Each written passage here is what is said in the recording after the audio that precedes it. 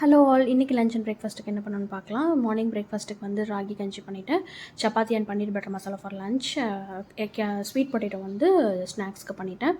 இப்போ வந்து ஸ்வீட் பொட்டேட்டோவை நான் பாயில் பண்ணி எடுத்துக்கிறேன். இதை வந்து நம்ம இப்போ நல்லா வெந்துருச்சு. இதை நைஃப் விட்டு பார்த்தோம்னா சாஃப்டாக நான் இருக்கிறது தெரியும்.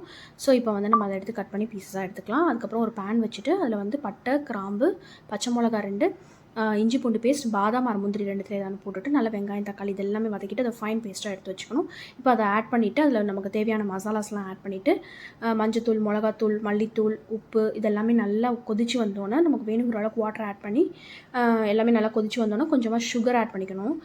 அப்போ தான் பன்னீர் பட்டர் மசாலா பேலன்ஸ்ட் ஆகும். ஸோ அதனால் அதை நம்ம ஆட் பண்ணிவிட்டு அதுக்கப்புறம் பன்னீர் போட்டு நல்லா கொஞ்சம் நேரம் கொதிக்க வச்சுட்டு கசூரி மெத்தி போட்டு இறக்கிட வேண்டியதான். நம்மளோட பன்னீர் பட்டர் மசாலா ரெடி. அடுத்தது வந்து யூஷுவல் ராகி கஞ்சி எல்லாருக்குமே பண்ண தெரியும். ஸோ அது கூட நான் ரெடி பண்ணிவிட்டேன். சைட் பை சைட் சப்பாத்தி போட்டு எடுத்துட்டேன்.